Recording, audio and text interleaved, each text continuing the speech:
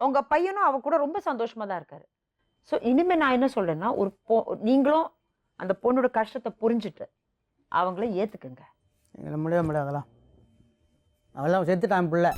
இதுதான் எப்போ சண்டை வந்தாலும் அந்த வார்த்தை அவன் வேணாம், பொண்ணு வேணாம் எனக்கு. ஒரு நிமிஷங்க. கொஞ்சம் அமைதியா புள்ள இருங்க. வரதான் வரட்டும், இல்லாட்டி வேணாம். சரி புள்ள வருவான். கொஞ்சம். கம்முனு அமைதியா இருங்க. அந்த கோவப்படாதீங்க. பைசா கேட்க பாரு தேவையில்ல, ஒரு யாருக்கு? நிமிஷம் பைசா கூட பைசா கேட்க பாருங்க. ஆமா, நான் சம்பாதிச்சது பைக் எங்கிட்ட கொடுத்துரு. கம்முனு இருங்க, அமைதியா இருங்க.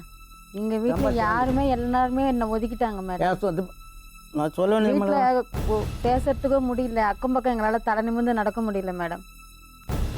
எல்லாருமே எங்களை உங்க- ஒதுக்கிட்டாங்க. இங்க யாருமே பாருங்க, பேசுறது கிடையாது. இதுக்கு காரணமே உங்க பையன் தாம்மா, அந்த பொண்ணு இல்ல. அந்த பொண்ணு எல்லா உண்மையும் அவர்கிட்ட சொல்லிருக்கு.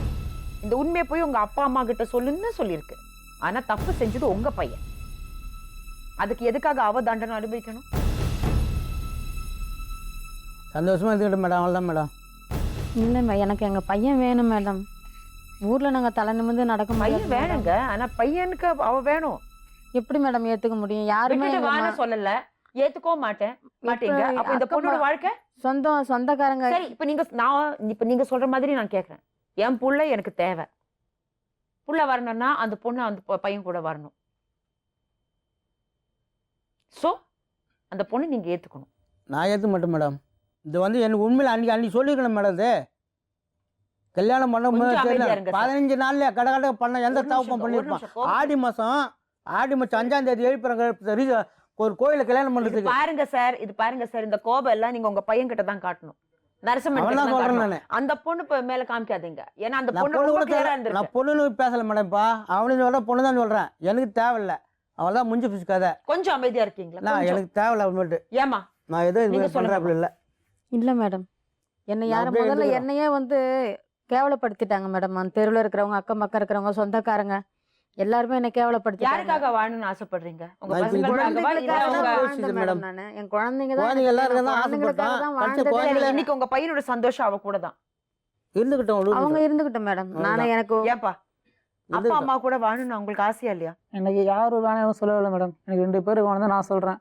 அவங்க என்ன தனியாக வந்தால் போதும், இந்த பொண்ணை அவனா விட்டுட்டு வா, இல்லை அவனா விட்டு வா, நீ மட்டும் வந்தால் போதும் அப்படி தான் நினைக்கிறாங்க அவங்க.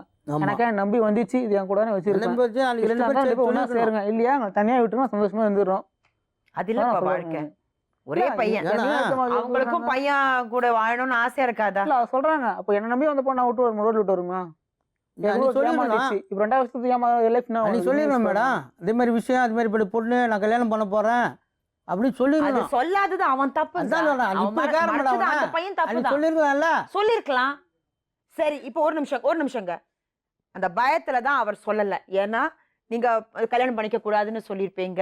சரி, அவரை லவ் பண்றாரு. யாரும் இல்லைன்னு சொல்லும் போது அவங்க ஒத்துக்கலாங்க, பண்ண முடியாது, வேணாம். சரி, அந்த பயத்துல தான் அவர் மறைச்சதுக்கு ஒரு காரணம் இருக்கு. என்னன்னா, நீங்க வேணாம்னு சொன்னா இந்த பொண்ணோட வாழ்க்கை என்ன ஆறுது? காதலிச்சிருக்காங்க, சேர்ந்து வாழணும்னு ஆசைப்பட்டிருப்பாங்க.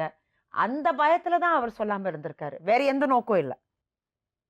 இல்ல யாரும் ஒத்துப்பாங்களா கல்யாணம் பண்ணா? கல்யாணம் நீங்க ஒத்துக்க சரிப்பா, மாட்டாங்க. சரிப்பா. அதெல்லாம் மறைச்சு அதனாலதான் நீங்க தப்பு, சொல்லல. ஒத்துக்கிறேன். அதனாலதான் சரி, கல்யாணம் ஆன பிறகு மெதுவா சொல்லான்னு ஒரு முயற்சி செஞ்சீங்களா? சொல்லிருக்கலாம்.